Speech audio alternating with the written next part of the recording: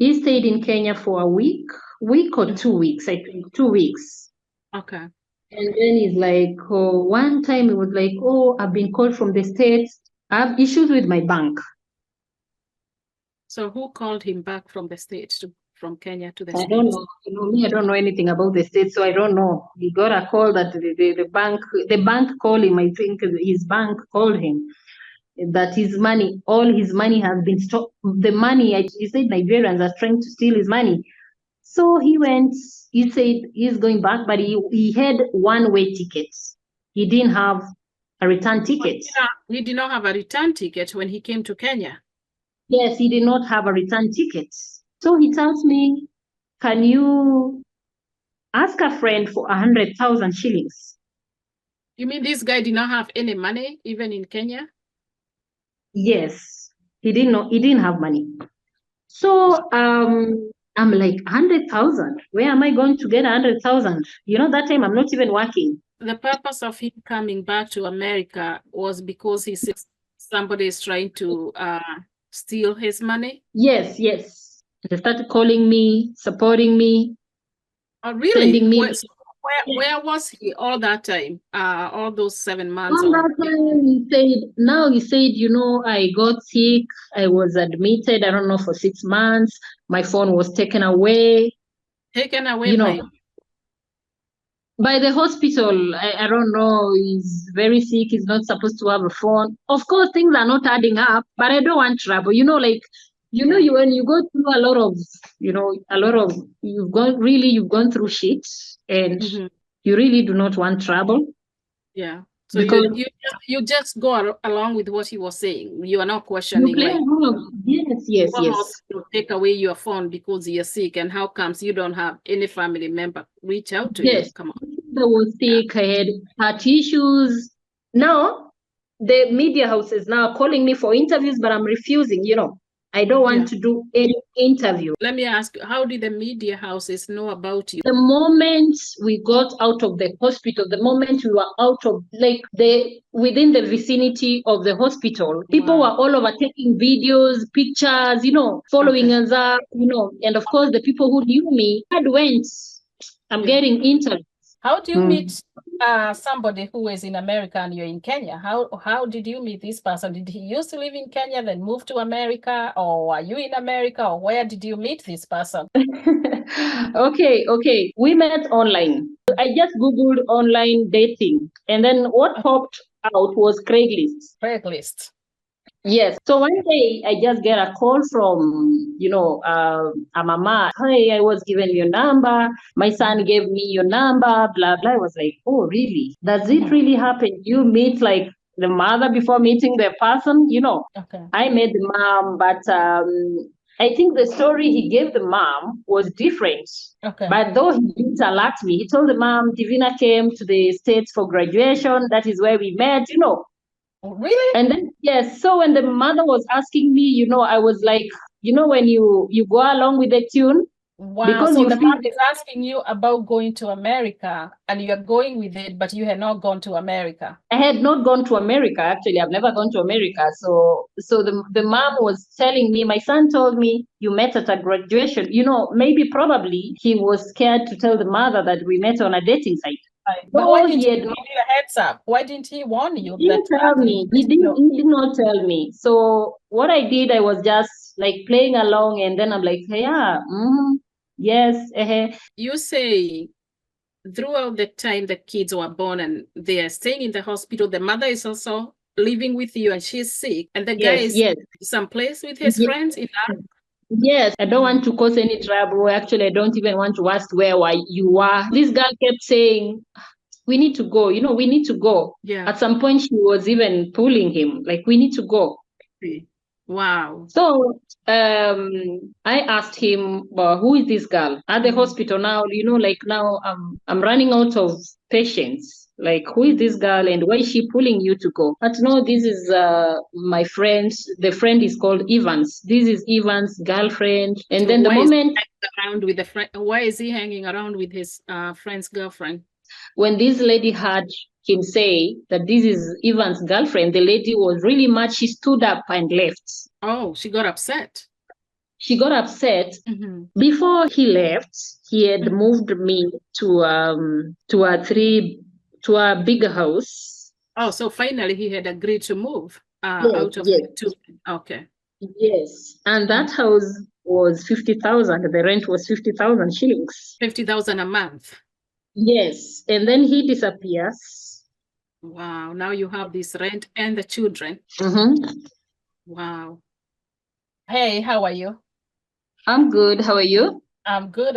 Nice to see you. I am very, very excited to have you calling all the way from Nairobi. So that's very, very exciting. So without wasting time, first of all, tell us how is Nairobi, because we know it's raining like crazy over there. How are you doing? How are the kids? How is everybody? First of all, thank you so much for inviting me. I think this is my first show, Diaspora show. Nairobi is a bit rainy. It's really raining and there are floods. But my area isn't really affected as such, but most people are affected. And I think rescue with Red Cross is ongoing, and we are hopeful that everyone is going to be safe wherever they are affected in. The kids are okay. They're already asleep. All right. So I'm not going to waste any more time. I know it's 8 o'clock over there. So introduce yourself to our viewers, who you are. Tell us a little bit about your background. Where were you born? Where did you grow up? So let's just get to know a little bit about who is Divinar in a nutshell. Okay. In a nutshell, Divinar is a Kenyan. I'm a teacher by profession. I have bachelor's in education, geography, and Swahili. And currently, I'm pursuing master's in Swahili and communication at the Catholic University of East Africa. I grew up back in the village, Kisi, a little bit up to, let's say, a little bit early years of my prep school. At the maybes, I went to study at Lodwa, Turukana. So I used to live with my aunt, sister to my dad, who is a nun. Actually, I was meant to be a nun. I even enrolled as one. Really? And then yes. And then I think by the time I got to high school, and then I think when I got to campus, when I got to university, I think first year, second semester, that is when I dropped off from the convent. Was that a calling, or was it because you had a family member who was one? I think mine wasn't a calling. She just wanted me to, to replace her maybe when she gets old or something. But I think it never works like that. It has to be a calling from God for you to be able to do it. So where do you go from there? You drop out. You're not a nun, so tell us a little bit about, you went to college, of course, you're a teacher by profession. Where did you go? So after that, I finished my college, my undergraduate studies, and then I come to Nairobi to hustle. I loved IT. After campus, I still did my IT. I perfected my IT skills. Even when I was searching for jobs, I used to search on, let me say, high-end areas like private school in Westlands, private schools in Kilimani, private schools in Karen, private schools in Lavington, and that is where I got my first job at the Kianda School. It's in Westlands. The school was amazing. Actually, I got to learn about giving, because they have that spirit of service, giving out to the less fortunate, trying to share the little you have. And then I think I picked that habit of helping. It doesn't again, I learned to give. You really don't have, you don't need to have to give. That is true. That is very true. You cannot. Sometimes it's not even about giving financially. You can give emotional support. The psychosocial support. You can mobilize people to help. You can pass word like someone is in trouble. Are you able to help? So I learned that from the Kianda School, which is really an amazing school that taught me the ethos of it has Catholic ethos, but they are Opus Dei. Yeah. So from there, and then life went on. Later on, now I joined an international school, in Karen, where I was teaching. I was teaching now Swahili, not geography. Even Kianda, I was teaching only Swahili. Let me say, after graduation, I just taught Swahili. I didn't get a school that needed my geography services. So I was still teaching. It is a British school. So I taught there till COVID. During COVID, there was a lot of, a lot of organization, institution, a lot of businesses were affected. Definitely financially because of COVID, of course. Yeah. So and the British school I was teaching in was among the ones that were affected, and they laid off some teachers. Like, hey, we are going through a financial constraint, which was actually very evident because the school had like 2 streams. On the process, the student reduced, it was now like 1 stream. So I was among who were affected because Swahili in a British school is not it's not an examinable, not an examinable subject, it's optional. So like Swahili teachers, teachers who are teaching things like swimming, we were laid off. Okay. So from there, it was, I know it of course, like I really understood what the school was going through and what the country was going through, but it's really, it got me off guard. Okay. When you lose a job and you do not have even a savings, you know how we live here from hand to mouth. Yeah. You get your salary, you pay rent, you have kids, you have kids, you have maybe they are sick, blah blah. So after that, so I started in the world of hustling. So going back, I've never been married. Like I've never, when I say married is when you are married either traditionally or in church. So I've never been married. Okay. I was, let me say, in a relationship, and then on the process, you get kids, and then maybe it doesn't, and not really, like it maybe doesn't work out, but it doesn't work out. So I have firstborn who is 12 years. Her name is Svetlana. And then I have secondborns who are quadruplets. They are quadruplets who are turning 8 years June. They're 8 years and they're all girls. They are all girls. They are very beautiful. I've seen them. Beautiful girls, all of them. Thank you. So, like I said, I've never been married. Okay. I've just been in a relationship, and then I think my relationship was more of, the financial constraints. When, like now the quadruplets, when they were like about to start school, when they were like 2.5 years, here in Kenya, kids could start school. I think by the time they were starting, like playgroup, they could start like 2.5 years. So when they were like now about to start school, that is when now we started having issues. Okay. So the dad is in the US. Actually, he's in New Jersey. Okay.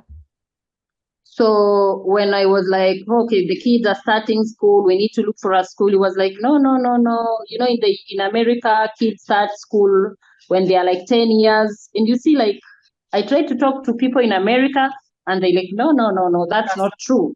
That's not true. Before we get there, how do you meet somebody who is in America and you're in Kenya? How did you meet this person? Did he used to live in Kenya, then move to America, or are you in America, or where did you meet this person?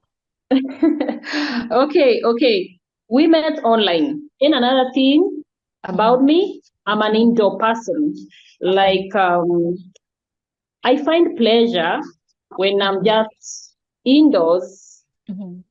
I find some kind of satisfaction when I'm indoors rather than when I'm in a crowd. Okay. So on that process, I think a friend of mine actually who was a former colleague was like, and how are you going to get someone if you're always, indoors? It was like, you can try online dating. Yeah. I just Googled online dating. And then what popped out was Craigslist. Craigslist. Yes, Craigslist. I know Craigslist is like here in Kenya. It's like where you can sell cars, you can get jobs, you can meet people.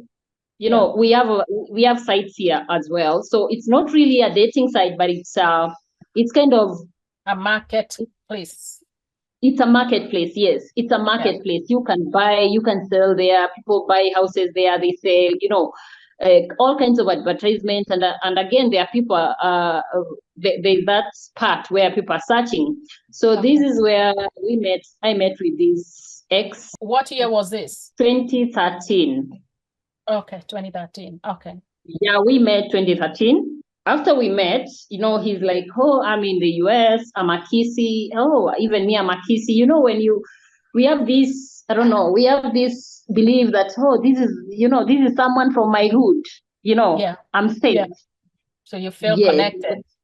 Yeah, we felt connected. And then I think as we started, we continued talking.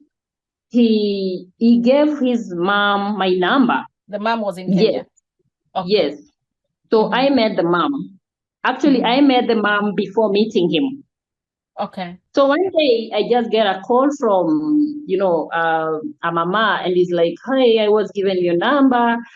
My son gave me your number, blah, blah. I was like, oh, really?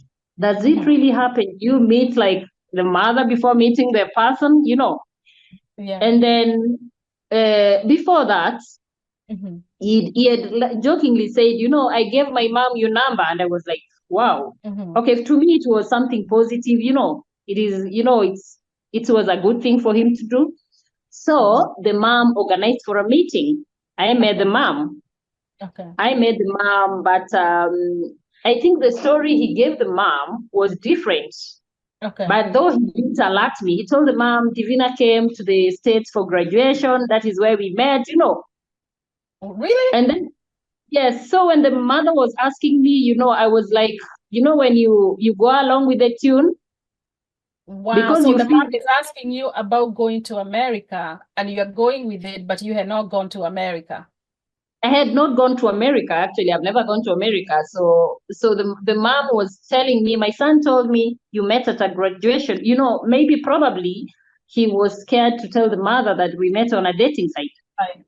But why didn't he give you a heads up? Why didn't he warn you? He didn't tell me. He did not tell me. So what I did, I was just like playing along, and then I'm like, yeah, yes, and then she didn't go into details. Okay. And that is how we connected with the mom. And then from there, she could call me. She was sickly, by the way. She was very sickly. She also used to be in the States for many years. But that time, she was really sick. And I think she was just alone in Kenya, and another lady, like a house help, who was helping her. The guy's mother used to live in America, then went back home? Yes, he used to live in America, but that time he had come back to Kenya because she was really sick. Okay. But now all the daughters are in the US, all her kids. Kind of in Kenya, she was just with a house help. So we communicated with this guy for 1 year. We were like kind of on, off. Sometimes he could just disappear for like 3 months. And then resurface, like, I was going through something, I don't know, my phone got lost, blah, blah. So he could disappear, come back, on and off. Finally, he came to Kenya. But on the process, when we were talking, we didn't have any issues at all. The only issues, he could just disappear and come back and really convince you how, how life in America is hard. Sometimes, when you lose a phone, replacing a new one is, I don't know, it's a process. When you don't know these things. Yes. That's not true. So, yes. So, finally he came to Kenya. And then now he took me to his mom officially. Okay. So I met the mom. And I think the sisters were in Kenya by then. The ones who live in America, the 2 sisters were in Kenya by then with their kids. So it was like a family gathering. So I was introduced, and then I think like everything went on like that. He visited my home because he was in Kenya. I think he was in Kenya for almost 1 year. Okay. What year was Yes. this now? Because you met him on 2013. So what was it after a year that he came to Kenya? You said you had dated online for about a year. Yes. Around 2015. So, but he stayed in Kenya like 1 year. So he came to my. Yeah, he stayed in Kenya for a year. Okay. No, sorry. He stayed for 6 months and then he went back. When he went back to America, he stayed in America for 2.5 months and then came back. Oh, so he was in Kenya for 6 months, came back here for 2.5 months, then came back to Kenya? Yes. Okay. So he came, met my mom because I don't have a dad. I lost my dad like 10 years ago. Okay. So he met my mom, and then our mothers also met because the mom was kind of immobile because of sickness. So they organized for a meeting.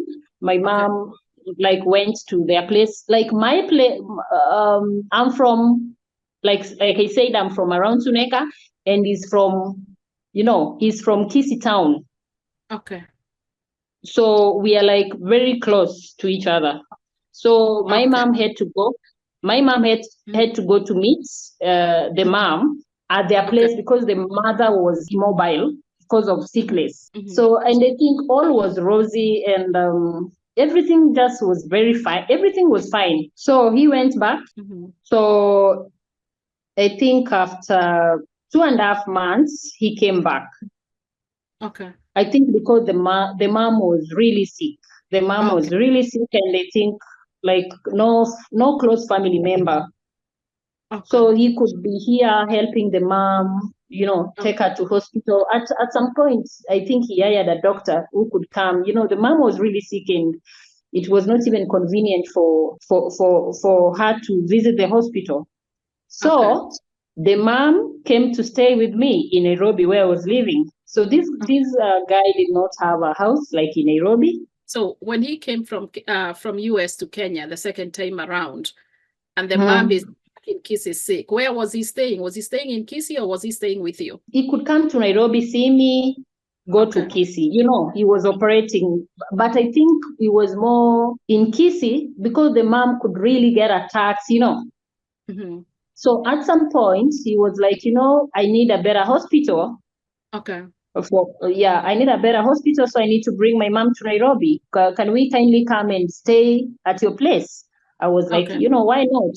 Why not? So he came with his mom to my rented place. It was a tiny 2-bedroom.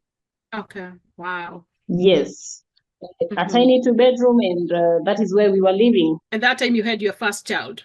Your first child was Okay. Yes, I had my first child, and we were living like, we are living like a family, but the mom now came with a house help. Oh, okay. A house help, yes. Because, of course, me, I was going to work, coming back, going to work. On the process, I think he went back to the US. Okay. So, but now he went back to the US, I think, after staying in Kenya for over 6 months. I think it was around 9 months. I can't remember, but it was over 6 months. So he went back.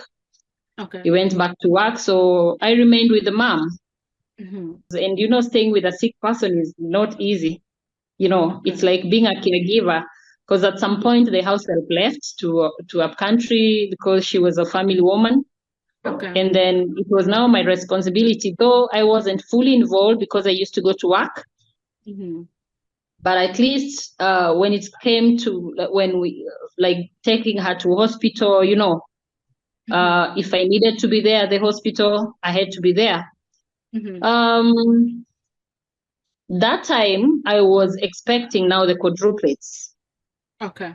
By the time yes, by the time we left, yes. Okay. So and because this was a high risk pregnancy, I had to tell him, you know what, I cannot manage. Like, it's really hard for me to take care of your mom and myself, because now I was getting sick, and like going to hospital, it was maybe neighbors who are helping me to go to hospital. So he came back. He flew back. Between like carrying the babies and taking care of them, I'll choose taking care of them anytime because it was hectic. I used to vomit blood. I could get admitted, but what I can attest, he really supported me. Like when during the pregnancy, yes, he really supported me 100%. You know, no doubt, he supported me fully. Okay. Now, I think... Question for you. Did you know you have 4? Or did you just think it's just twins or just No. I knew when I was like 3 months. I went for my scan. And then that is when I was told, like, the sonographer told me he can see more than 3 hearts. It was a shock, of course. So I was well prepared that I'm carrying 4 babies. Yes. Okay. So anyway, fast forward, I'm struggling with this pregnancy. He really supported me. Sometimes we could be admitted. Same time, his mom admitted, I'm admitted. It's he was, it's like he had 2 patients. Okay. So finally, God blessed me.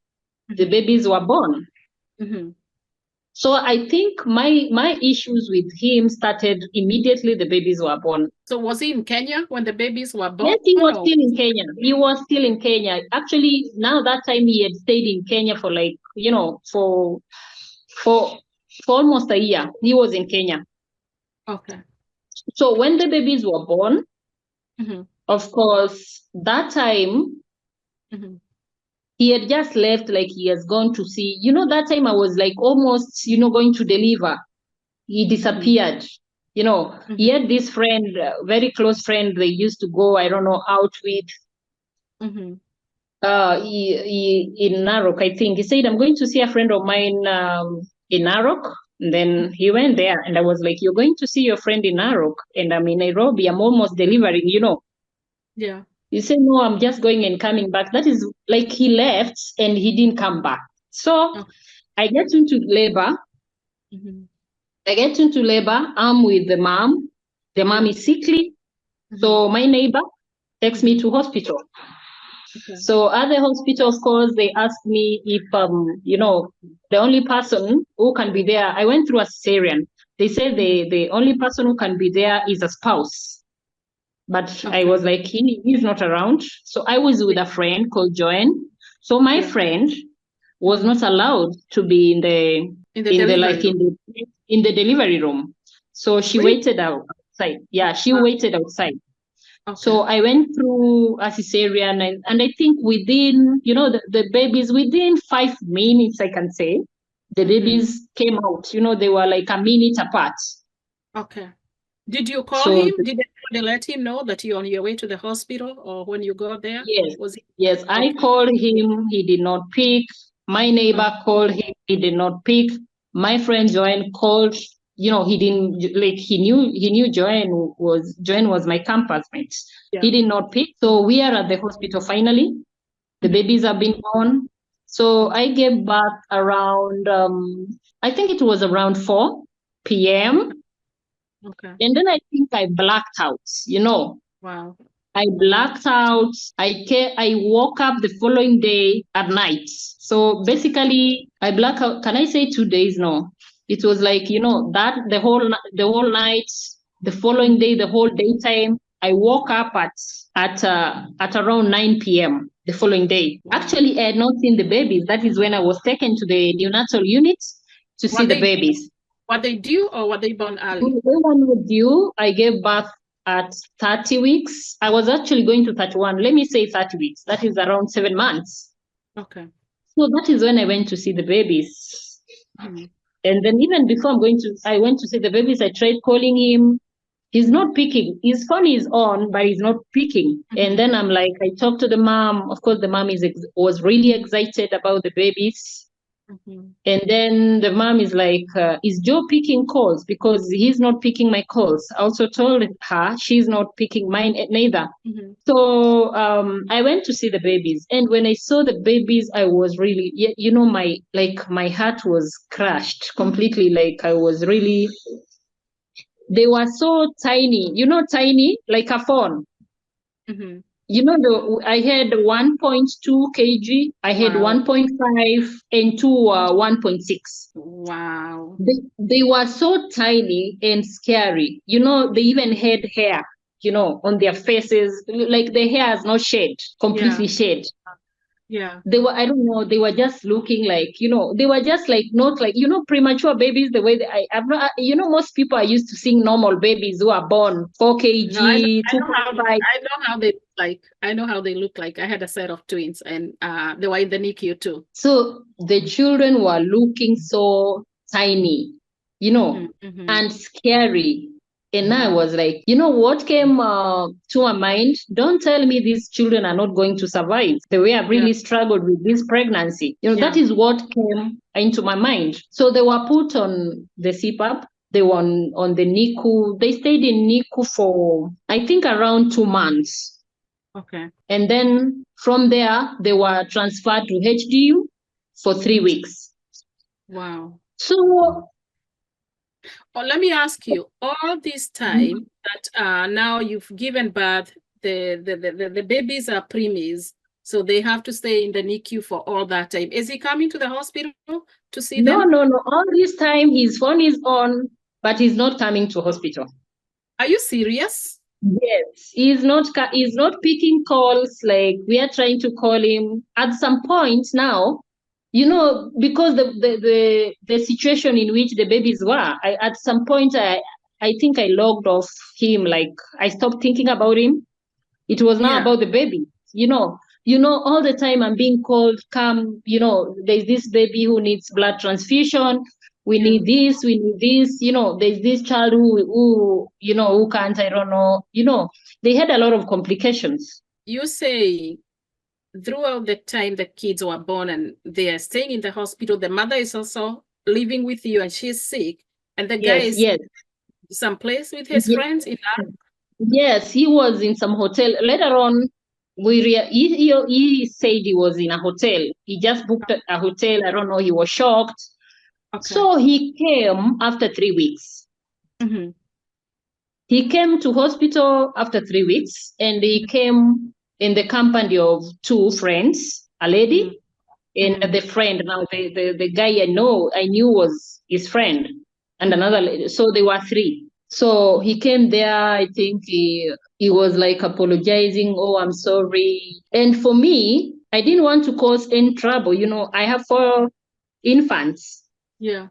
Who are in neonatal units. I have 4 children in ICU.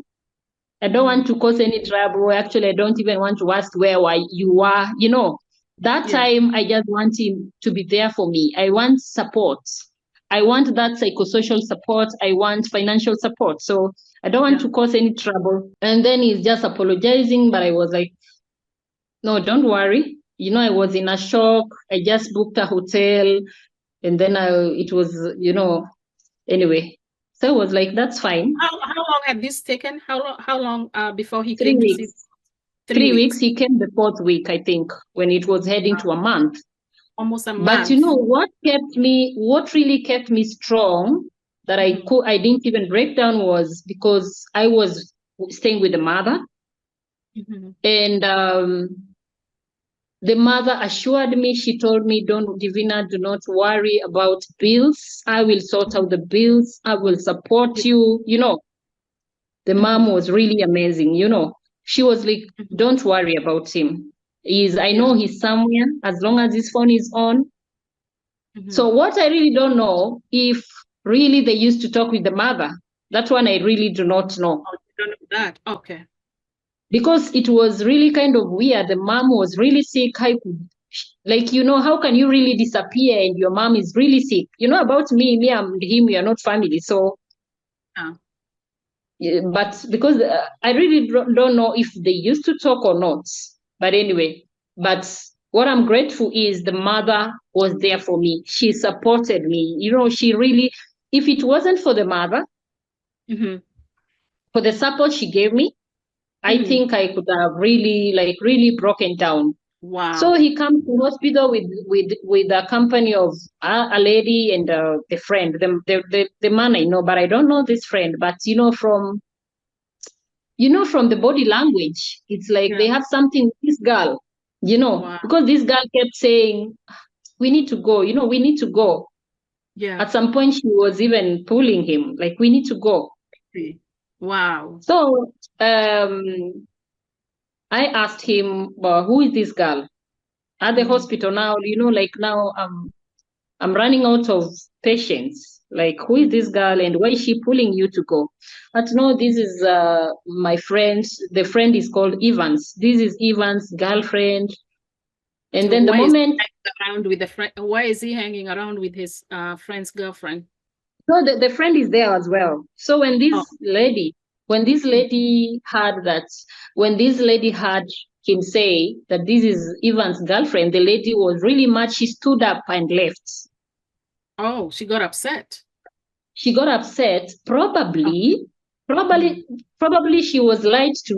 She didn't know. Maybe she was told I'm her sister or I'm his sister or something. That is what I really.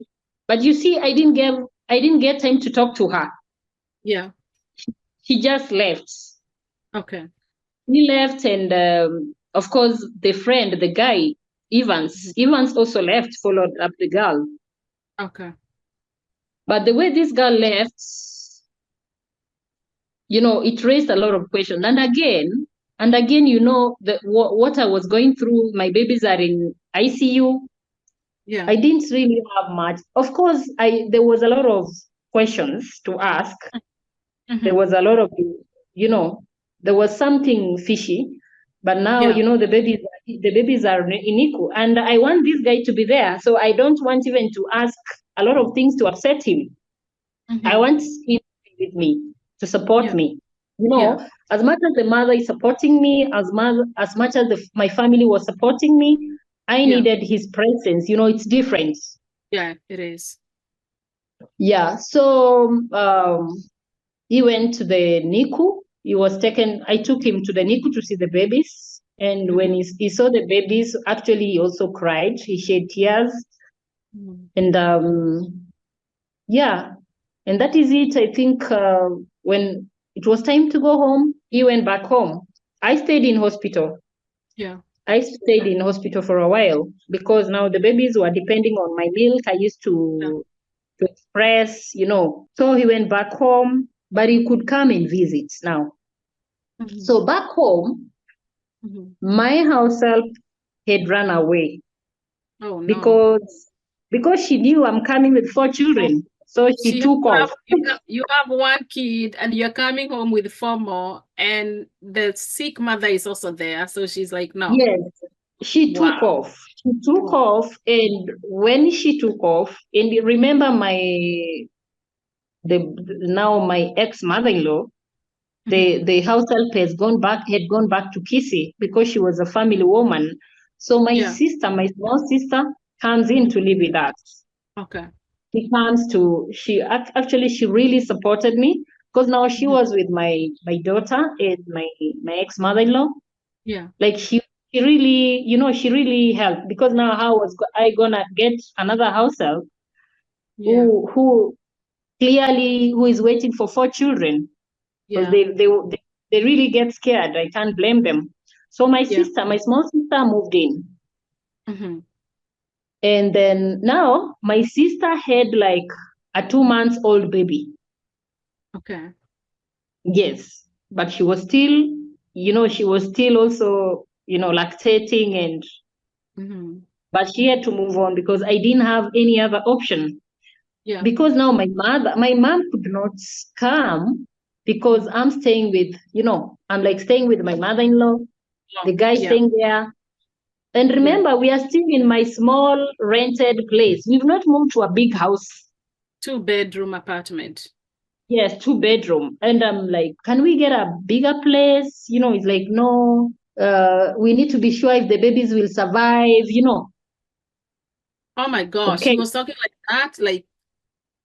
Yes, because the way the babies were, they were really in very bad condition. Actually, even my brother, I'll send you pictures when they were when they were born. Even my own brother came to the hospital, and he was like, I'm just praying even to survive, you know. Oh, wow. Like nobody knew they will survive. You know, I think they also had not seen premature babies. You know, when you see premature babies, if I see a friend's premature baby who has grown to a big, you know, a big child, maybe it gives someone hope. But for people who like it was their first time to see such tiny babies, including myself, I didn't know they will survive. And these are 4 children. These are 4 children. I didn't know they will survive, you know. At some point, I used to ask the doctors, are they really breathing or it's these machines? You know, the machines, the way in ICU, you know, the machines, you're seeing, you don't know whether it's the machines that is making them to move. You're not even so sure. But I thank God the medics did some amazing job. Yeah. So finally, I left. The baby stayed. I was there like a month and a week. The babies were there like 3 months. Okay. So the babies finally were discharged. Actually, that day the babies were discharged. It was like the whole HDU. It was like the HDU had like 6 children and mine was 4. Like it was the HDU was empty. So the babies are home. The guy is there now fully. He didn't go with his friend. He's there. From now that time he came to hospital, he's there involved fully. Yeah. Helping me with the babies, blah, blah. So now I start juggling with the house helps and it was tough, you know, really tough.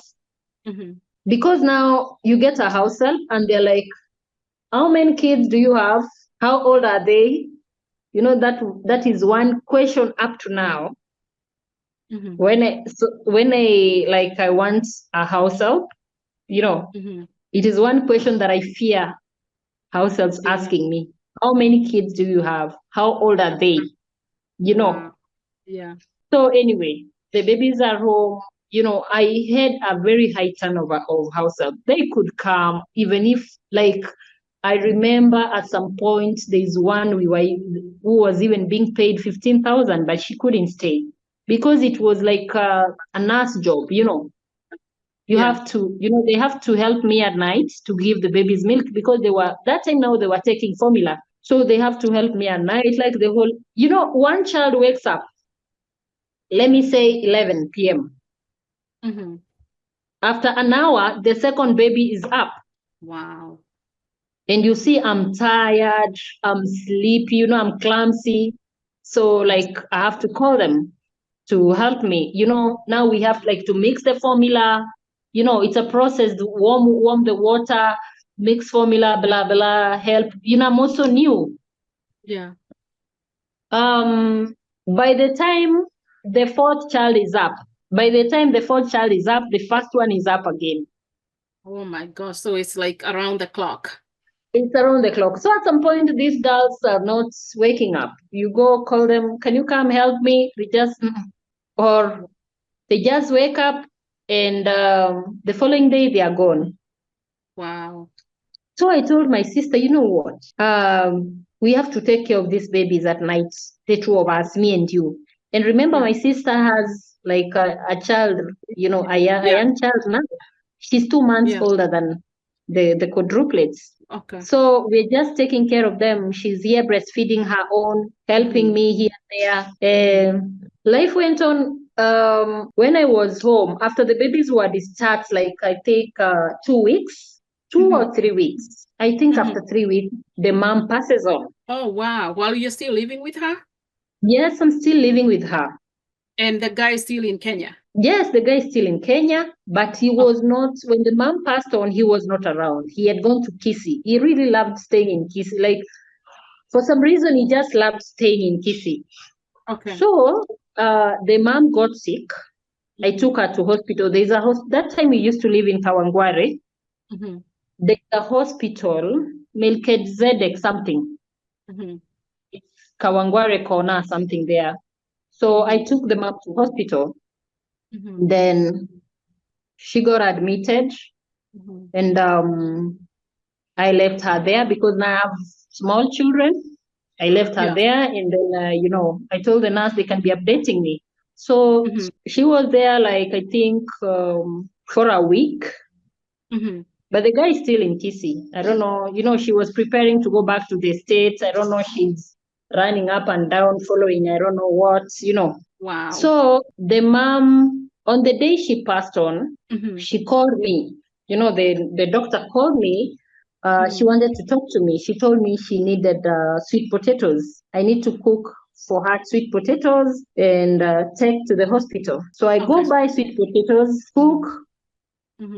I go to the hospital, and then I can really see that she's really, she's not okay. Yeah. And then she tells me, I'm sorry, I don't want sweet potatoes. I want porridge. And I'm like, Mom, surely you said sweet potatoes, now you want porridge? Yes, I want porridge. Please just go back home and bring porridge.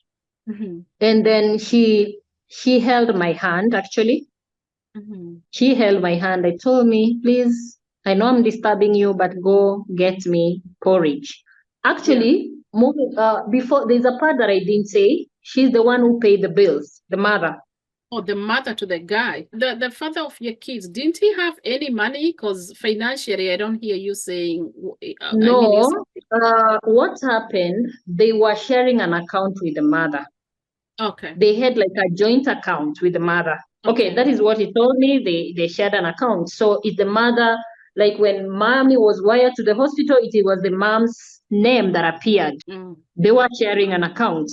So she tells me she needs porridge. And then before that, she holds my hand. I know I'm disturbing you, but I really have the urge to drink porridge.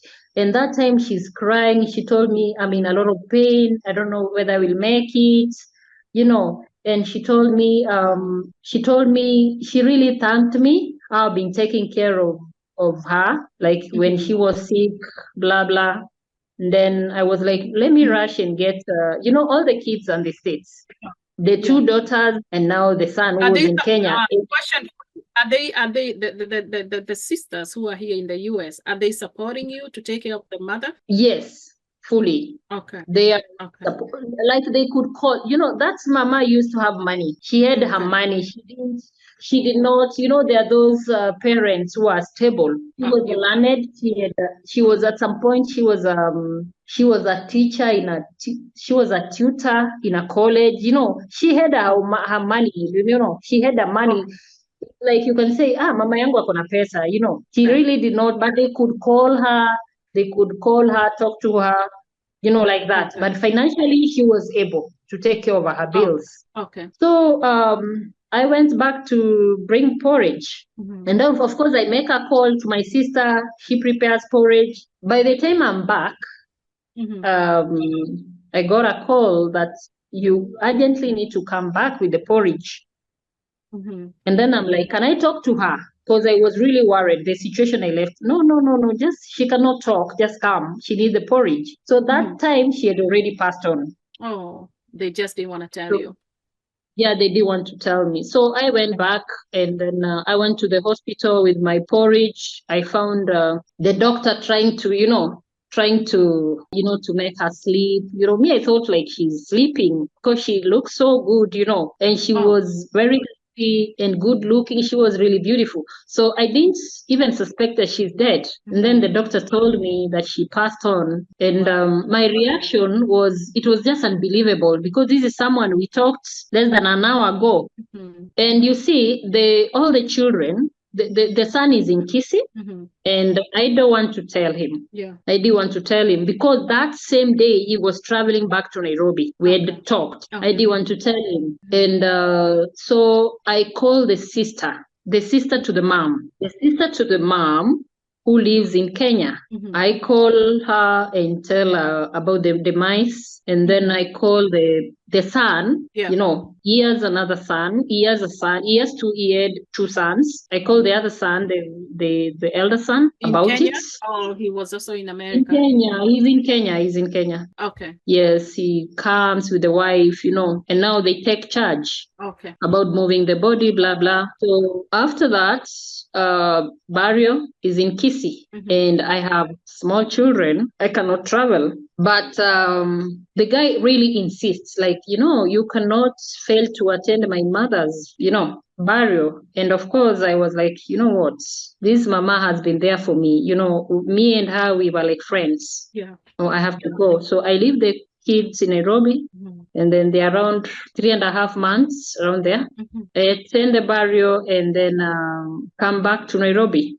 So now I start transniting. You know, the babies, it was all about transniting. It was transniting, you know, taking care of the baby. It was, let me tell you, it was hectic. Taking care of them was really, you know, when they were toddlers. And then when they were 4 months, he came back. The guy came back to America. He went back. Okay. After the mother's funeral and all that. Yes. He went back to America. You know, like now we are really broke. You know, my bills, the mother's bills, the funeral, you know, he was like, you know, we are now totally broke. I have to go back and work. Okay. And now, of course, when the mother died, whatever she had, you know, they had to divide. They had to divide, and they were sharing an account. I don't know what happened. I don't want to go into deep, but it was kind of messy. So he went back. I'm here, and the babies were 4 months, so I'm here in Kenya, struggling. He started sending money here and there, you know, 10,000, 15,000 shillings, you know, 5,000 shillings. So life is all good. Okay. I think when the babies were like 8 months,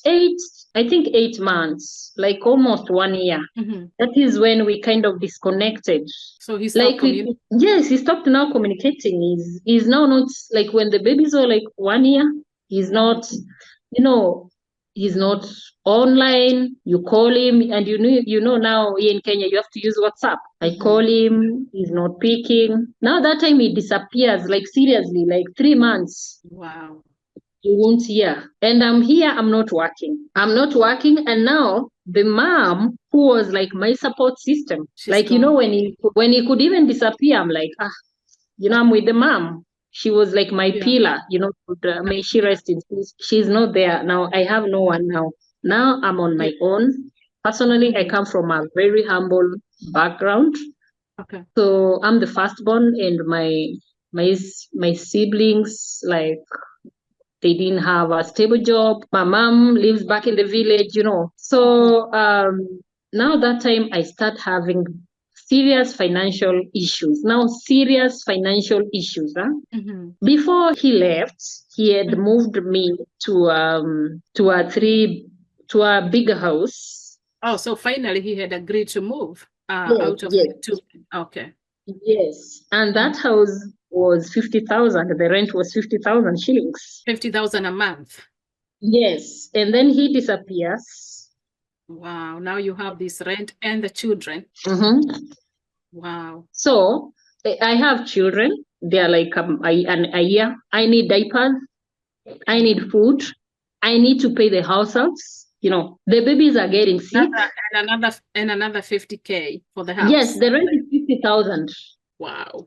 I cannot move from there, because for me to move from there, I have to clear. That time I have arrears of around 5 months, 6 months. And all this time you're not hearing from the guy? The guy is not just there. He's disappeared now. Wow. So I have arrears. And the guy who was like a caretaker, was it was you know, it was a gated community. So that house, I never met the owner, but there was a guy who was under, you know, who was in charge of the house. Yeah. He was like, you know, you need to pay rent. And I was like, can I give you his number? Okay. So they talk with the guy, and he talks with the guy, and they're like, oh, I'm going to sort you. Don't worry. Please don't send them away, blah, blah.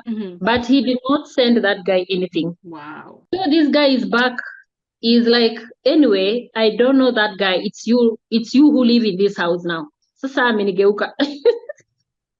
Wow. He's like, you're the one who lives, you know, me, and I really understand the guy because, he's also working. Now the landlord is on his neck, like, why are you allowing someone to be in my house? It's maybe probably a house, ni nyumba ya mortgage. Where are you allowing someone for 6 months? Yeah. Wow. So I told this guy, you know what? I don't have money to pay rent. I'm not working. In fact, even food now, I'm surviving on people, well-wishers. I used to have a lot of people visiting me when the kids were young. So they could bring diapers, the women group, they could come bring diapers, my college mates, my friends, neighbors. Yeah. So that's how I survived. I used to have a lot of diapers, and I think some companies gave me diapers. I remember Pampers gave me 1 year diaper supply. Oh, that's awesome. Wow. Yes. So when it comes to diapers, I didn't struggle. But when it came to formula, I couldn't now afford formula. At some point, actually, even before the babies were, when the babies were like 5 months, I stopped giving them formula and I started giving them cow milk. Wow. Cow milk. Yeah, I couldn't afford. So, so I started getting serious financial issues. Even food now I don't have. I could go post on Facebook. I think for people who've been following me, I could go Facebook, write, "Hi guys, I don't have diapers." It was so hard for me to say I don't have food. You would pretend that it's the diapers you need, but you actually need. Pretend it's diapers, but it's not diapers. I have diapers. I have a supply of diapers. I have a lot of people visiting me with diapers. I didn't have issues with diapers, actually. So I go put Facebook, today I don't have diapers, blah, blah. I put my number, people send me money. Yeah. So because it was so hard for me to say I don't have food, and actually some people could even question, where is this woman asking for money and the husband is in America? People could not understand. Yeah. It was not making sense for them, which I understand. But anyway, I was not ready to spill out anything. Yeah. I said, you know what? When in relationship or marriage, sometimes you really, I'm not one. Okay, people are different. I'm one person who could not share any weakness about my spouse. I will never, I will never call my mom about any issues, So I'm hiding, I'm hiding. Media is all over me. I'm going to interviews and saying, yes, I'm in a long distance marriage, Let me ask, how did the media houses know about you? Was it because you had quadruplets? Yes. The moment we got out of the hospital, the moment we were out of within the vicinity of the hospital, people, people are carrying 4 toddlers. People were all over taking videos, pictures, following us up, and of course the people who knew me, and of course, word went. I'm getting interviews. I'm going there, I'm saying, I'm in a long distance relationship, blah, blah. I'm not saying anything. So we sat down with the guy who was taking care of the house. He's really an amazing person. I told him, listen, I don't have money to pay rent. Now, that time I have arrears of around 6 months, 7 months. I told him I don't have money and I'm not working. I told him, now if I continue staying here, it won't help.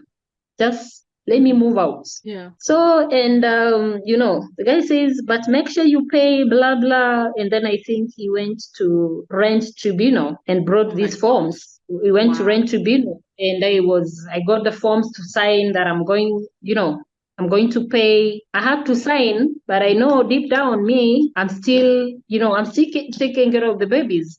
I'm hoping for a miracle to happen. This time you had not paid for your rent for about 6 months, which was about 50,000. Yes, 6-7 months I've not paid rent. So I got these, papers to sign, lawyer, blah, blah, from rent tribunal, that commitment that I'm going to pay.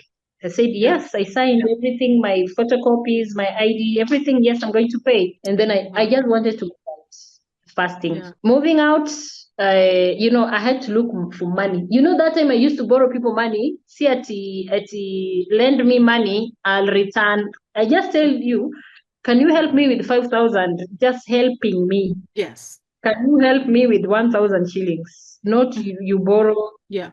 Because you had no money to pay back, so it was because like I don't have money to pay back, and I knew people to ask. I had people, I had Facebook friends who we were not even friends before. We were not even friends before, but they were supporting me. Are these people you just met on your Facebook platform? Yes, online. I've just met them online, so they could just support me. But I'm not telling anyone what I'm going through. Okay. But now I move out. I move out with a lorry full of, seats, beds, Yeah. But I don't know where to go. Oh my gosh. The time you're moving out, you don't have an apartment to move into? Yes. I still don't know where to go. And then the driver is like, where are we going? I just wanted first thing to be out of that gate because the pressure I was getting of paying that rent was just too much. I just wanted to be out.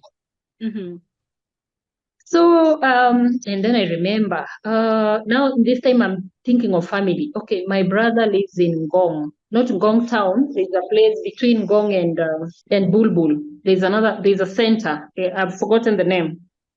I called my brother, like, hey, I'm coming to your house. But now my brother lives in a tiny 1-bedroom house, Wow. But I'm going there. And you're coming, so I went, 5 kids. Was your sister still with you at this point and her baby? Yes, I'm with my sister's child, but my sister has gone back to school. Oh, okay. So she had left the child with you. Yes, she has left the child with me. You see, she has left the child with me. She has gone back to school. Okay, I go to my brother's house, 1-bedroom, a tiny 1-bedroom. Huh?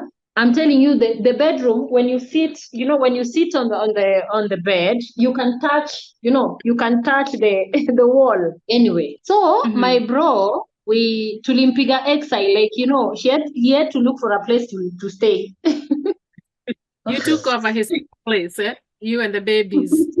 Yes, we took over. So I'm living with I'm with the quadruplets, my firstborn, and your niece, your sister's and baby.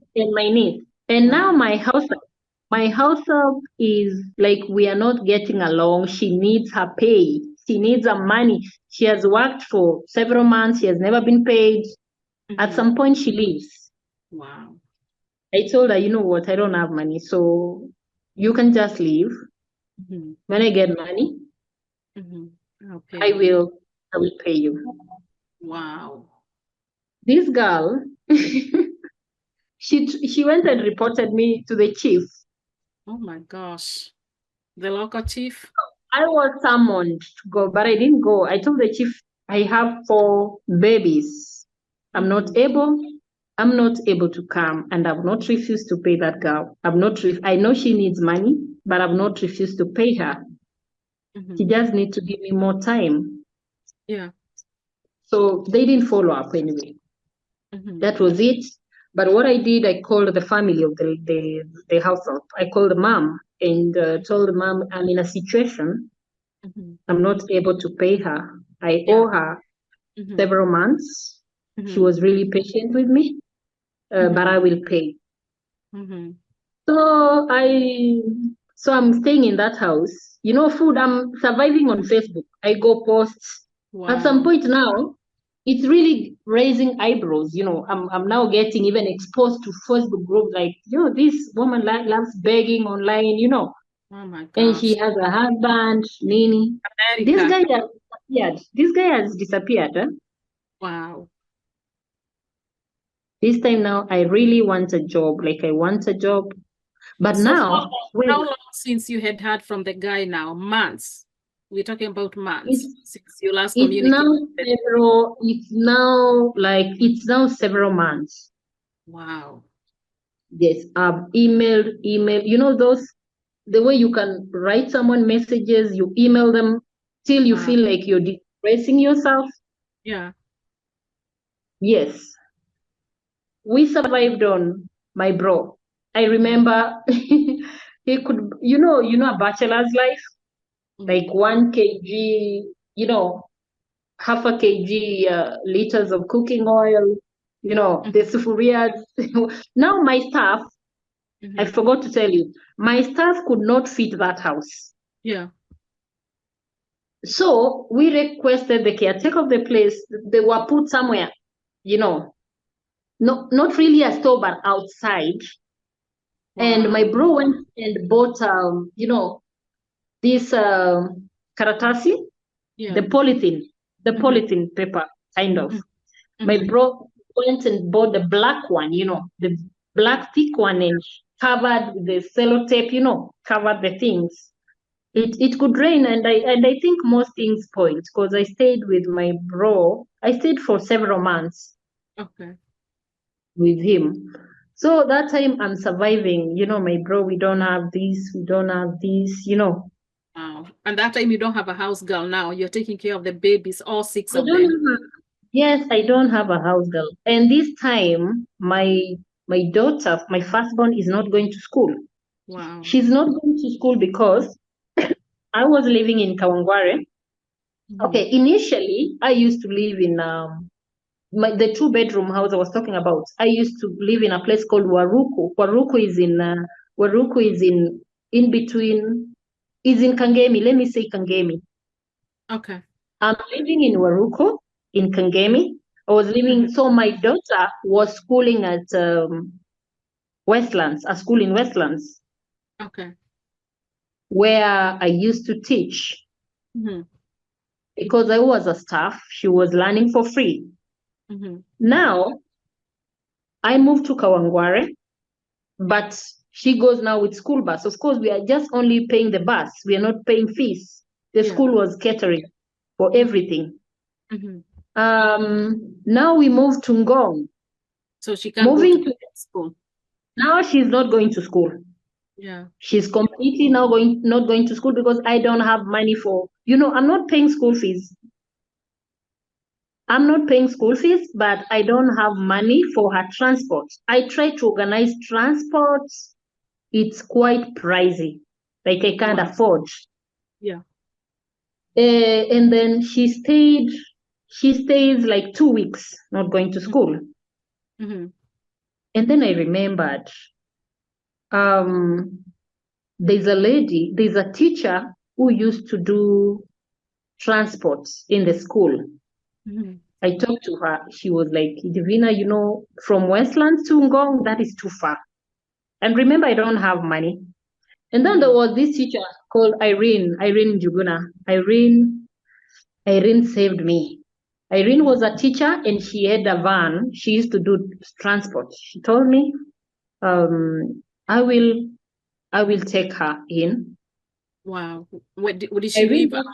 Did she live in Ngong too, or she lived in a different town? No. She lived in Udiru.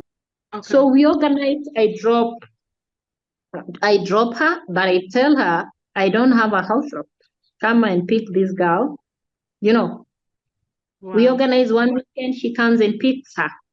So, and she told me, don't worry, I'm going to, you know, she'll be going to school, blah, blah. How old was your girl by then? I think she was like 5. Okay. Wow. So 5, 6 around there. So, but this teacher, okay. I'm not telling anyone the truth, what is happening. Even my own brother who is hosting me. I'm so not telling. You kept everything to you. Yes, I'm the only person who knows what is happening. My brother is like, you know, men do not really insist on things like women. Yeah. You know, like, why is, what happened? You know, it is not insisting. So I'm just living there. I'm not telling, I'm having relationship crisis. Yeah. Huh? But I'm not telling my brother. Even this teacher who took Irene, I didn't tell Madam Irene about Irene in Juguna, wherever she is, may God bless her. She took my girl, she could take photos in the morning. My girl has taken an egg, a sausage, you know. And they've gone to school, send them to me. In the evening, she sent me, they've done homework, you know, helping. And I was like, wow. And this all time, I'm not paying a penny. But I'm like, don't worry. Wow. And she's not even asking, by the way. So she stayed there till the school closed. That is when she brought her. Wow, that's really nice of her to help you like that. That's a lot of sacrifice. Irene Juguna, she's, I don't know, yes, there are those people, I think God sends guardian angels to your life to help you. Now I really need a job. I really need a job. Like, I want a job. Now I go for interviews. But now my focus is on international schools now.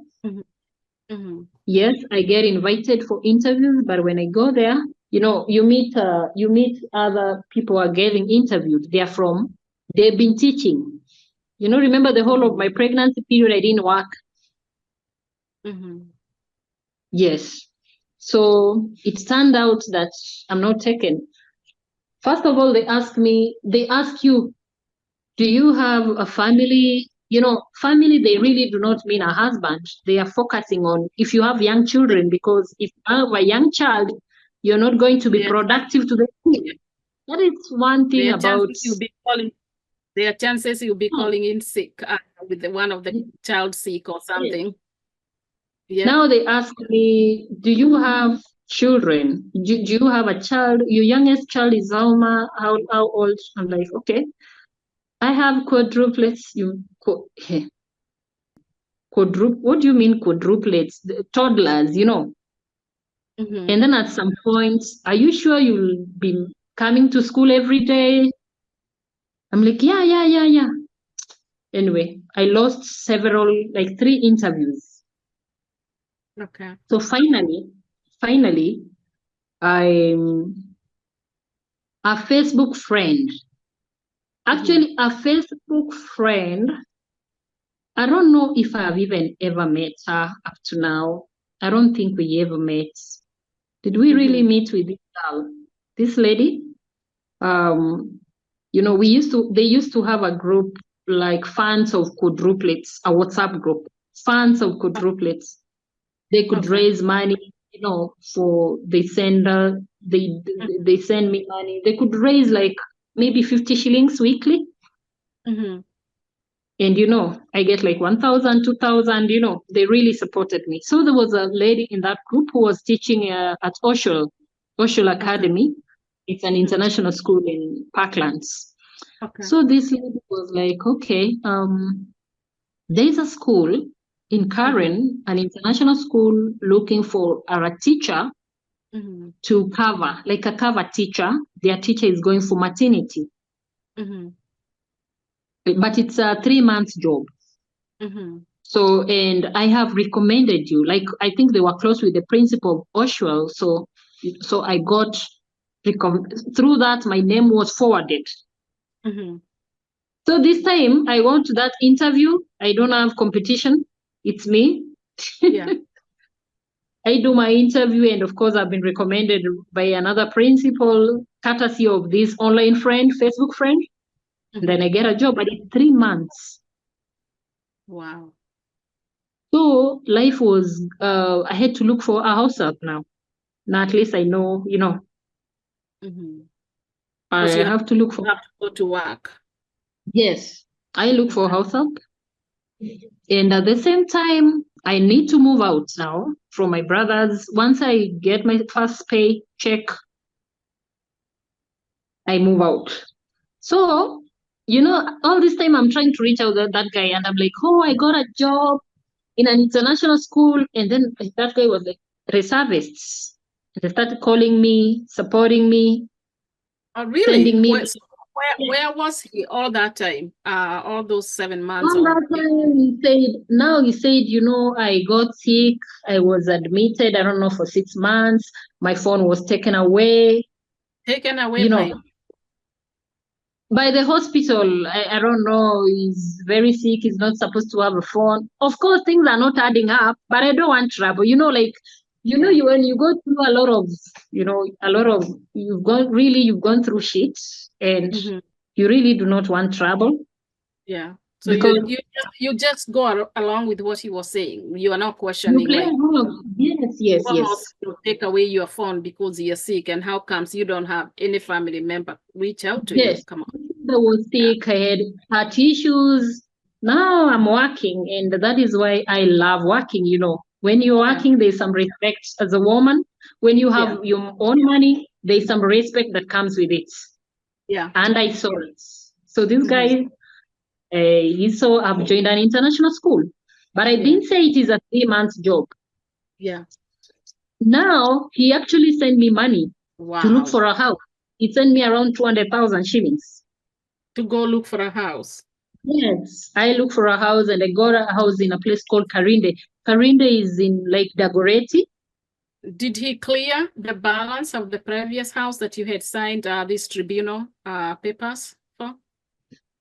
He didn't. Okay, the guy told me later on, I think he sent him like 50 shillings, 50,000. Oh, 50,000 shillings. Okay. Yeah, 50,000. And then that guy was following up. I'd like connected them. Now that time I don't want to, I don't want to be a bridge. Okay. Got you. I had connected them, and they were like, oh, we agreed I'll be sending him 50,000 weekly, blah blah, Yeah. But I don't think if really, okay, that guy later told me he didn't finish paying. But they never came after you. The landlord never came after you. No, they didn't. They did not. I think they did not. They didn't. Okay. So me, I got a house in Dagoretti. So I'm operating from Dagoretti to go to, to go to work. So at least I'm earning, and the school had a school bus. Like you could use the school bus. You eat there from breakfast, So at least life is good. Now the moment my contract ended, the 3rd month, now the other teacher came back from maternity. Yeah. That is it. Now I'm done. I'm jobless again. But now get advice from the other teachers. I was, what you do, apply as a volunteer teacher. Tell them you don't want to leave. You want to stay around to learn. And, to volunteer in an international school, you're not the one doing them a favor. It's them doing you a favor. Wow. And actually it's right, because you learn a lot. You learn by just being there. You learn a lot. You learn a lot of IT, how to handle foreign students. Professionally. How to deal with international students. The learning the international curriculum, the examination, how to set exams. How to mark exams. Now I got vast, everything. You got all so these. I request to be maintained as a volunteer, and the principal was really happy with my work, and I stayed. Now this school I volunteer for 1 year. 1 year. That is 3 terms. How are you surviving if you're doing volunteer work and you have this baby? This guy is now paying. He's helping me now. He's back. So he's back in the picture and taking care of everything. Yes, he's back in the picture. He's back in the picture. But ile kusumbuana, Yeah. Not really fully. I'm delaying rent 2-3 months. He's paying, but he's paying. He's even, but he's paying. Yeah, he's even sending food. Yeah. Okay. So after 1 year, I got hired now fully. I got a contract. Okay. Now I got hired. Now, now at least, now I'm no longer I'm no longer now begging for anyone money. Yeah. Now that time, even up to now, I really hate asking for money. So now from a man, I need this, I need this. I think it gives me bad memories asking money. Wow. Yes. I'm now doing tuitions, I've connected with, high-end, parents. I'm doing tuitions, I'm doing perfectly fine. Okay. So, COVID hit. COVID hit, and that is when I think the guy comes back to Kenya. During COVID? Yes. During COVID, he came back to Kenya. So when he came back to Kenya, but financially he was on, off. He was like, I'm sick, but he was helping, which I really appreciated. It was better than nothing. He was paying rent, at least he was paying rent.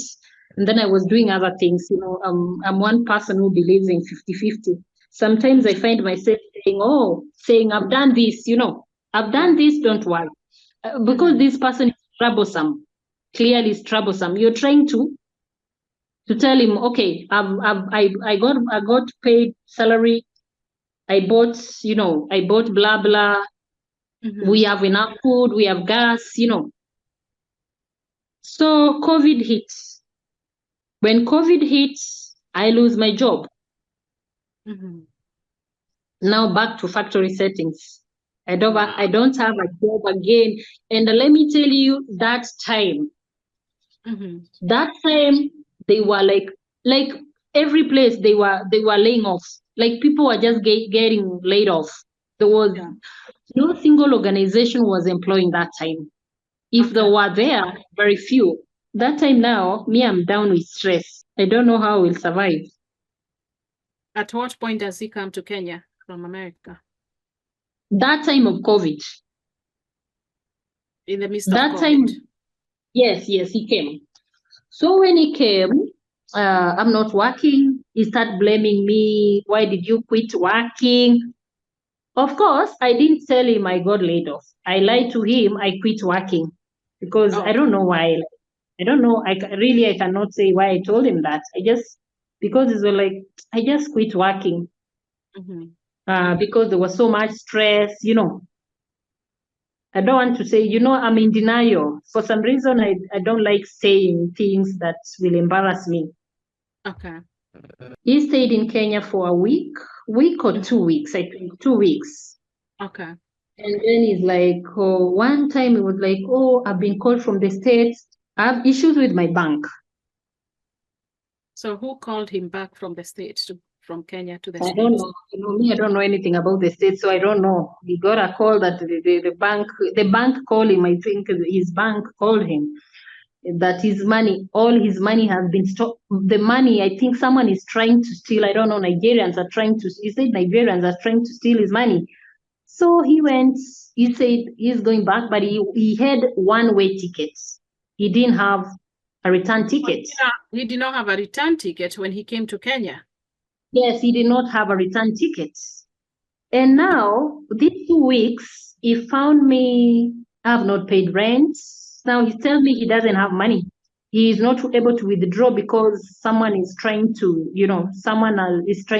withdraw money from his account. So he tells me, can you ask a friend for 100,000 shillings? You mean this guy did not have any money, even in Kenya? Yes, he didn't have money. So I'm like, 100,000. Where am I going to get 100,000? That time I'm not even working. Wow. So I thought there was this foreigner. There are some 2 foreigners. They were from Rwanda. They used to come to the house a lot, take pictures with the babies. So I approached one of the guys because I had helped them actually. When they came, someone called them. And then I connected them with someone who helped them. And then when they wanted to pay me, I refused. So I approached this guy. They were a couple. I called this guy in front of now my baby daddy. Like, hey, my guy here, his account has been involved. I don't know what. He needs 100,000. The moment he arrives there, we'll send. I'm talking on his behalf, but he's there. He says, someone's tried to steal my money. The moment you hear someone is going back to the States and sending the money immediately, and I'm the neighbor next door. The purpose of him coming back to America was because he sees somebody is trying to steal his money? Yes. Remember, he had gone to America when the babies were 4 months. He comes back when they are 4 years. He stays for 2 weeks and then goes back. So this guy sent me 100,000 because this guy does not have mpesa. He doesn't have mpesa, so I'm the one to receive the money. He went and changed in dollars. Actually, I booked through my phones. That time it was 75,000 shillings, the flight to the US. Yes, and the remaining money he changed to dollars and then left. So the agreement was he's going to return the money. So anyway, I connected them. They exchanged numbers. These are men. Now I'm not following up with the money, and I'm not even worried. Yeah. I think at some point now he disappears after like 4 months. He disappeared now completely. I think now, since I think the babies were now 4 years up to now, he's been... Never heard of him. No, he's been... Like, I've heard of him, like, let's say, when my story was done by Lynn Ngugi. He called you? He didn't call me, he called my brother. But this is what happened. So I'm having issues with my neighbor. They need their money. The 100K. Yes. Now we are having serious issues. The guy has reported me to the DCI. Oh my God. A neighbor actually was a DCI, a neighbor. Talk to me, what's happening? It was embarrassing. And then we agreed, I'm gonna pay. I will start. That time I've started working online, teaching Swahili online now, but I don't have a lot of clients, but I'm able to pay bills here and there. I had like 5 students. Yeah. Wow. So I organize and move out from there to a cheaper place now, because now I cannot afford to pay. The house was like around 40,000. Now I need to live in a very cheaper place now. That you can afford. So, fast forward, this guy did not pay this money. After 3 years now, even my friends around me, they feel there's something wrong with me. They're talking to me, asking me, but no, I'm in denial. No. You used to tell me sick. Now I'm even telling people in Facebook, when I do interviews, I'm saying my husband is sick. We need to pray for him, And he was like, yeah, heart issues, because that is what he told me. So, but he has heart issues. He's in hospital and we are not communicating. He can call once in a blue moon. So anyway, so when I was really, ile kufika kwa kona, that is when I reached out to Lynn and told Lynn, I'm going through serious financial issues. Okay. And, Lynn had done my story even when she was in Tuko. She did my story on about long distance marriage, My gosh. And then were you married to this guy by this time? Had you guys made it official? No. We are not married. We are not married. No official. We're not married. So, but you see, long distance raising quadruplets in long distance marriage. That is the topic of the interview. Okay. Lynn was asking me, how comes we never see you posting this guy? How comes, there was a lot of, but I'm covering everything. Like, no, we're okay. Nothing is wrong. In 6 years, how comes he has seen the babies like once or twice? Things are not adding up, but I'm really convincing him, I'm telling her, no, we have no issues. We are okay, we're perfect. My guy is sick, and I'm not telling even family members. I'm struggling, but I'm not telling anyone. But I got confirmed at work. I was now working. Yeah. Anyway, when I really got at the peak of everything, that is when I did my first interview. Actually, I've not done any interview about the breakup. I only did with Lynn.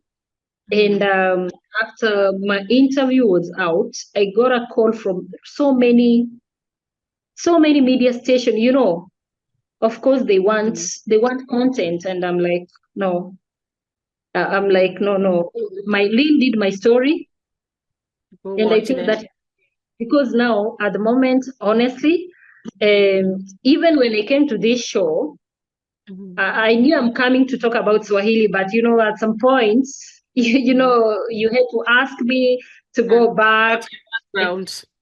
We needed to know who you are, just in case there's somebody who doesn't know.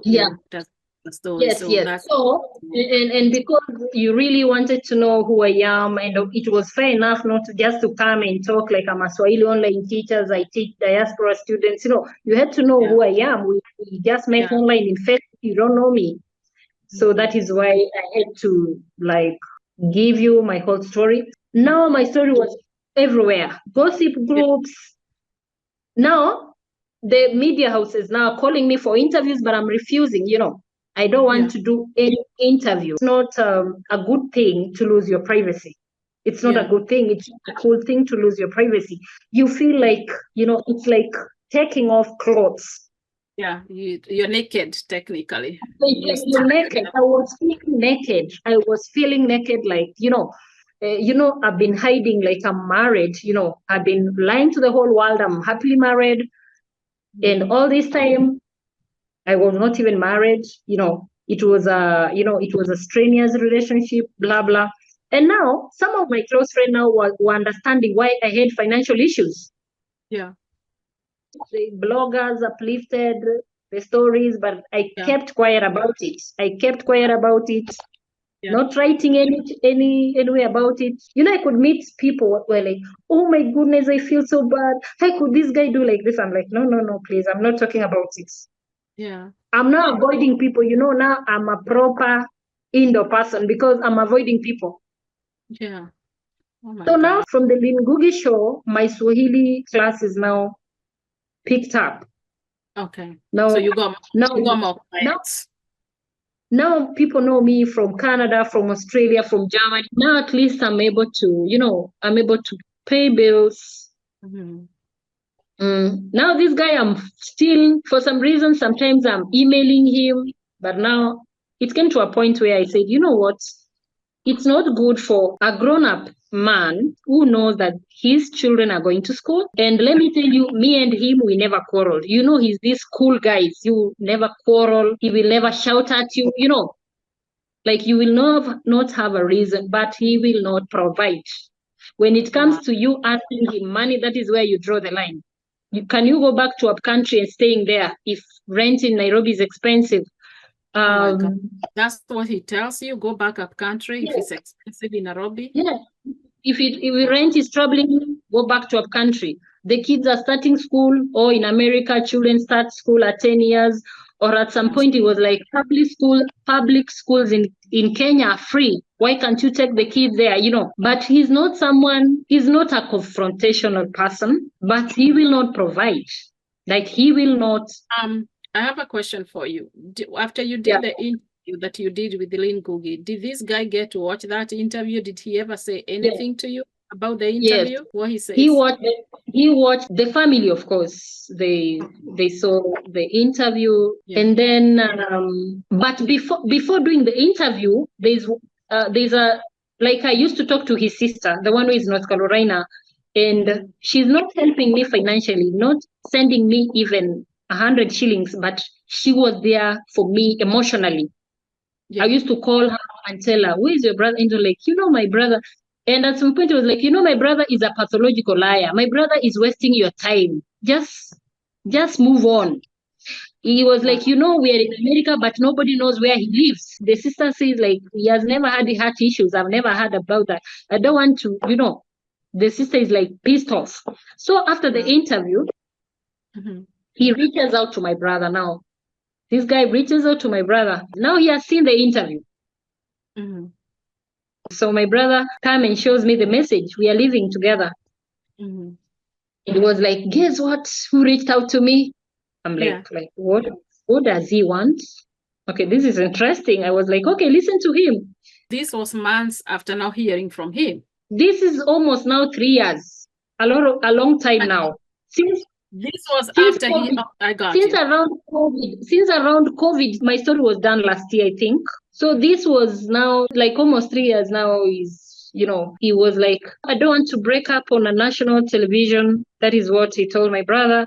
Please, I want to talk to Divinar. Please talk to her. I need to talk to her. My brother was, I don't think Divinar will want to talk to you because of the things you've done to her. What I can advise you as a man, make peace with your children. Yeah. Can you pay school fees? Whether it means, my brother texted, my brother showed me the text. My brother told him, I don't think Divina will have, she has not, the moment she went out there to talk about it, and she's been quiet for all these years, I don't think she wants to talk to you. Just make peace with your children. Yeah. Just pay school fees. I will organize for the school account. You can pay directly. Yep. Without having to deal with you. Yes. No, I need to talk to her. I don't want to talk to him at all. Mm-hmm. Because I know now, he's, of course, I've spilled out the secrets. Yeah. So anyway, I listened to him. Mm-hmm. And he's really now mad, like breathing fire. Oh, why did you go to say blah, blah about, so because I'm broke? And I'm like, you cannot be broke for 3 years. You cannot be broke for 3 years. At least give me hope. And I'm like, communicate. You're not communicating. You're just disappearing. It's not like a month you give someone money, but communicate. Tell me I'm going through something. And at least say hi to your kids. Pick up the phone and talk to them. And I'm like, no, this time I'm even telling him, when is the last time you talked to these children? They asked about you even right now, even actually as we speak, they have detached completely. Mm-hmm. So it's like, I know I've never been there for you financially, I've never been there for you physically, but I'm going to promise you, I'm going to make it up to you. I have a good job. I'll be sending you 200,000 every week. I'll be sending you 200,000 every week. After that, he tells his brother-in-law to send me 100,000. So I get 100,000 from the brother-in-law. Mm-hmm. And then what I do, I pay debts. I have debts here and there. I have a lot of debt now. Yes, I'm working online, but I really have a lot of debts because now the bills are a lot. Yeah. And then after that, the following month, no, not even after 2 weeks, he sent like 25,000, and then he came, sent like 5K. After that, now he disappeared up to December. Last December? This past December. And I kept telling him, I want to take these children. The children, all this time, they are 7 years, they've never gone to a country. Reason being, I'm not able to take them alone. Like, how am I going to transport these children to a country alone? Because he's not there. So I'm like, my mom is really on my neck. The children at 7 years, they've never stepped in Kisi. Mm-hmm. So I'm trying to ask him for money so that I can hire a van to take us to Kisi, but he's not responding. So I'm now empowered, I'm now teaching Swahili online. I'm getting, diaspora students enrolling with me, expatriates enrolling with me. Anyway, I sort myself, I take the kids to a country and I tell him, we managed to go to a country. Yeah. Then he sent me 1,900 shillings. 1,000 shillings? 1,900. It was 1,930 or something. Shillings, Kenyan shillings. About 2,000 and Kenyan. That is like 2,000 Kenyan shillings. And he's like, do me a favor. I want to talk to the children. And I told him, I'm afraid you are very seasonal. I don't want you to come talk to the children and then disappear. When you disappear for years, how am I going to tell them? I'm giving you time to make up your mind. It's either you are in their life or you are out completely. Mm-hmm. This was last December. Okay. Yes, last December. Okay. So now from that December, he disappeared. He disappeared up to when? Up to, was it February? Mm-hmm. Yeah, February, he sent me like, was it like 7,000 shillings or something? That month, 7,000, 20,000, then he just disappeared. He's someone is very seasonal. Actually, you're not going to depend on him on school fees. You will not depending on food. You're not going to depending on school fees. So I just sat down, I called myself a meeting and I said, you know what? I need to focus. I need to focus on my online Swahili classes because now this guy is now a serious distractor. He's distracting me now. I need to focus. I need to accept that he's not there. Mm-hmm. He went to the States when he was like 2. He was very young because the parents were there. Mm-hmm. He went to the States 1989. Mm-hmm. So those are like 30-something years. So I really doubt if he's not a citizen. How was he able to come back and forth to Kenya without papers? without papers. You see, that is, you see now those things some of us do not know. Yeah, that if you're not a citizen, you cannot stay in Kenya for 1 year. You see now he is pretty sure that I didn't know that part. So anyway, he was like, I'm divorcing this lady, and then I come back to Kenya, we get married. And I'm like, you married this lady when we were together, when the baby, that time he disappeared around 1 year. How did you know that he married? How did you yourself know that he was married?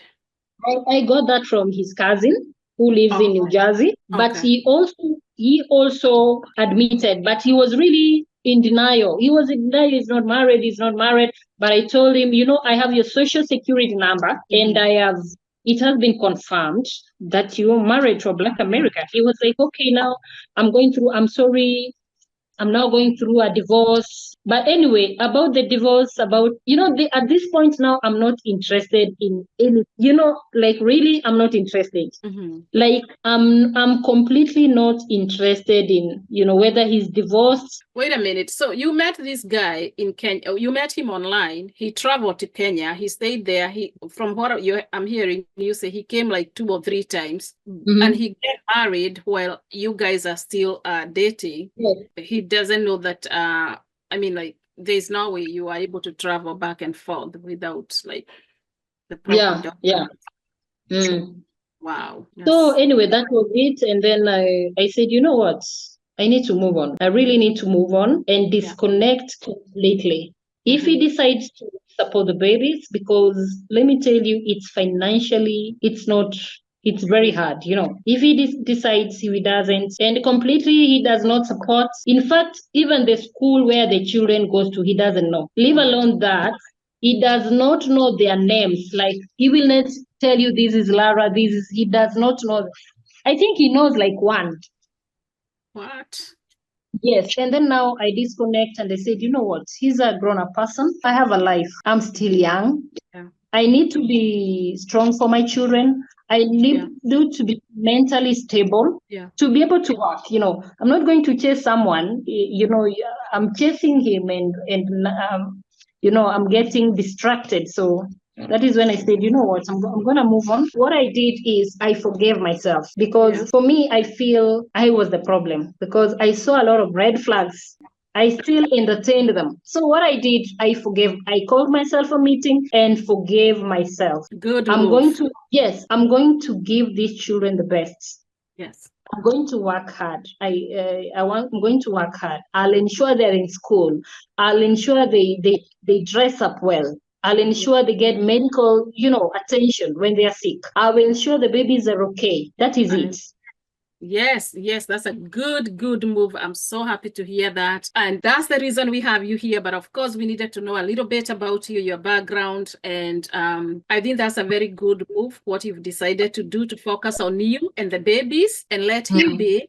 If his conviction in his heart that he has these little babies out there he should be supporting, well and good. But for now, that move is the right move. Focus on you. And one thing I love about you is, as much as and as hard as the situation is between you and the kids, taking care of all these kids by yourself, not being able to go there and do a regular job, you found a way to work online.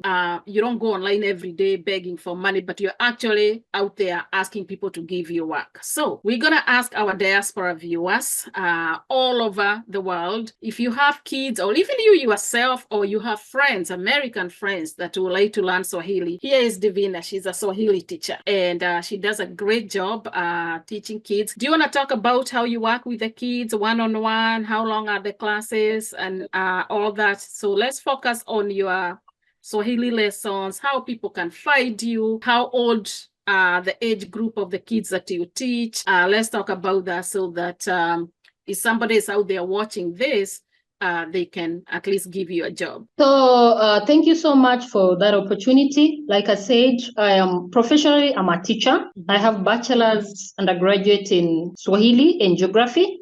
I have taught in British schools, so I'm well versed with the international curriculum. And currently, I'm pursuing masters in Swahili and communication. I teach Swahili online simply because working physical jobs were hard for me.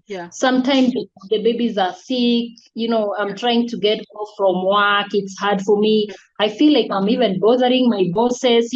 I said, you know what, I'm going to teach Swahili online because now that is the only thing I can teach. I was not going to teach geography online anyway. So I said, we focus on children born in diaspora, children born in America, children born in Canada, children born in the United Kingdom, children born in Germany, in Australia. And definitely they have Kenyan roots. They need to know Swahili. So that is how I package myself. My lessons are 50 minutes. I charge $30 for adults because I teach also foreign spouses. If you're married to a Mzungu, definitely is getting into the African community. So he needs to know Swahili. So I teach foreign spouses. I teach children born in diaspora and expatriates in Kenya or out of Kenya. Most of the expatriates in Kenya, some of their jobs entails knowing Swahili because they do field work. Some expatriates, foreign expatriates, I think they, when you live in a country and everyone is speaking a language, you really feel out of place. Because another one told me, I want to learn Swahili because everyone around me, even my friends who know very well that I don't know Swahili, they keep on talking in Swahili. So my lessons are 50 minutes and I teach from 5-year-olds. Adults 18 and up, you charge $30, you said, for the hour? Yeah, adults goes like for an hour, $30. Children, $20. And my classes are customized depending on what you want to learn. Like the adults, some of them can tell you what they want to learn. Maybe it's an expatriate in Kenya who wants to learn about business, who works in maybe a livestock place. They want to learn about animals or traveling. But I follow the international school curriculum. I teach Swahili as a foreign language, which means I teach East African Swahili. Like I tell you, in Kenya, we say this, in Tanzania, we say this. But now it has to be more of Kenya because now, for example, if it is a Tanzanian maybe teaching Swahili, there's a lot of differences in the Swahili. Like now they say bibi for grandma. Here in Kenya, it is nyanya. I tell my students in Kenya we say nyanya to mean grandma and to mean tomato. In Tanzania, it is bibi. Wow. So it is African, but I put more of what is spoken in Kenya more, and the Tanzania, like it's East African Swahili. Another thing, I don't do group classes unless they are children from the same family or children from children who have enrolled around the same time and their parents are okay with that. I prefer individualized learning so that I'm able to understand them. And once you enroll, you tell me, you choose the days. How many days in a week do you want to learn? And you give me specific days. And mostly I work at night. I work at 3 a.m. I have classes 4 a.m., 5 a.m., midnight. So you're flexible with I'm very flexible because now somehow daytime I'm free. I sleep during the day. Yes. Got you. All right. So any kid 5 years and up, between 5 to 18, that's $20 for 50 minutes, about an hour. And adult for $30 for the hour. You do expatriate spouses, or even Kenyans who are adults who came here when they were very little, and maybe they forgot. People came here when they were like 3 and 4 years old. So how can they connect with you? Can you give them your social media handles? I'll pin it at the bottom of the video, just in case somebody is interested in connecting with you. So to reach me, my WhatsApp number +254 725 646 544 +254 725 646 544. Awesome. And you have Facebook? have a big Facebook? I have Facebook Divinar Swahili Teacher, Facebook Divinar Swahili Teacher, and then I have a professional account, LinkedIn, Divinar Online Swahili Teacher, Online Swahili Teacher, or if you search me, Divinar, my surname is Nyangarisa, Divinar Nyangarisa, Online Swahili Teacher. You can always get me in LinkedIn. Actually, if you put Online Swahili Teacher Divinar, I will appear. Like the search engine optimization, because I've maintained all my social media accounts, the Instagram, the Online Swahili Teacher, Divinar Online Swahili Teacher, TikTok, Online Swahili, Divinar Online Swahili Teacher. Okay, awesome.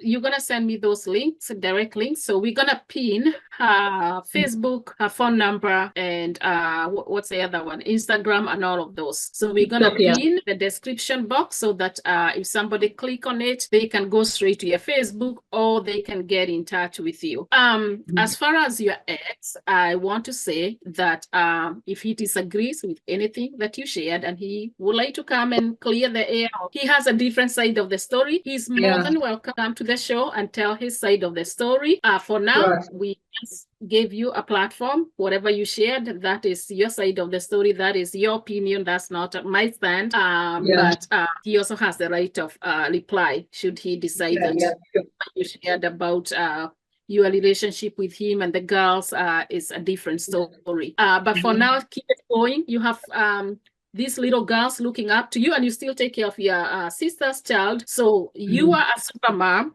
I'm glad that you have moved past blaming yourself, because not only are you taking care of your own 5 kids, you're also taking care of your sister's kid, and you're up here asking people to give you a job. So please, guys, for $20 for your child to learn Swahili, that's not a lot.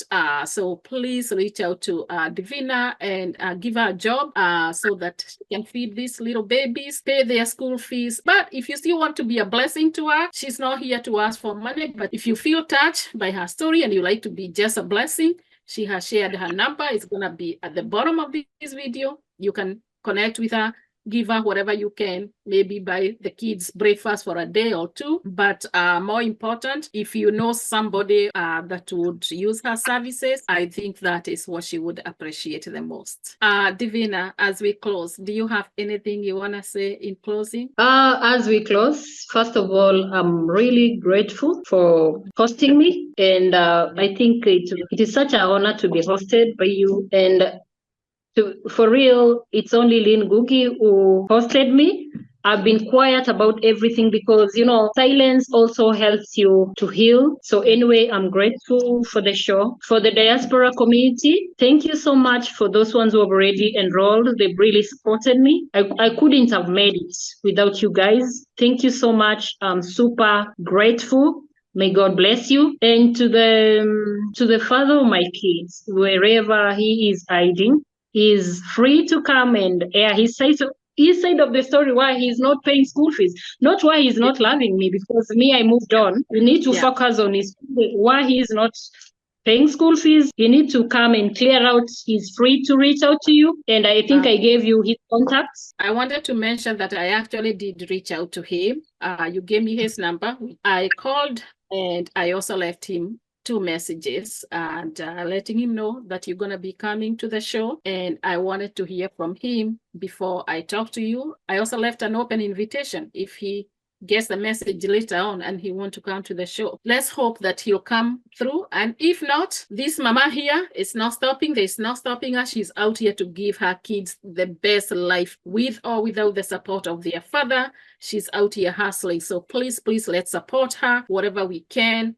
Give her that job of teaching your kids or teaching you, whatever you have to do, but let's support her, all right? If he has to come back, it's to provide for the kids, but not me. As for me, the love is dead and buried long ago. I moved on and I'm happy. Yes, you just need to man up and pay school fees for the kids. Yeah. All I wanted is school fees, not even rent.